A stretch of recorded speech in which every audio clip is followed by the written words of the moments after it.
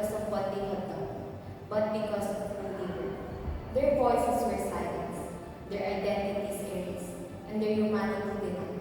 This is the painful reality of slavery and racism, two of the darkest injustices in human history. Slavery used human beings into property, treating them as an object to be bought and sold. At the same time, racism justified is promoting the false belief that some races are superior to others. One of the clearest examples of this can be seen during the Atlantic slave trade, where millions of Africans were forcibly taken from their homes and subjected to inhuman conditions. According to Human Rights Watch, racism continues to affect societies today through discrimination, inequality, and injustice. This shows that although slavery no longer exists in the same form, its effects are still present in modern times.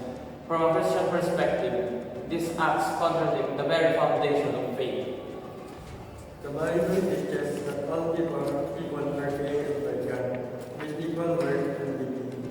Therefore, any form of discrimination or oppression goes against His commands to love one another.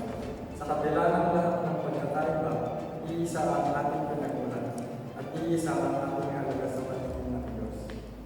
So when we talk about slavery and racism, we are not just remembering history, we are confronting the present. Because injustice does not survive on its own. It survives when people choose silence.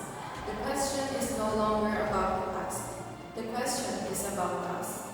Will we stay quiet or will we stand for truth, for justice, for every life that has ever been told it was less? Because remembering is not enough. Knowing is not enough. What matters is what we choose to become.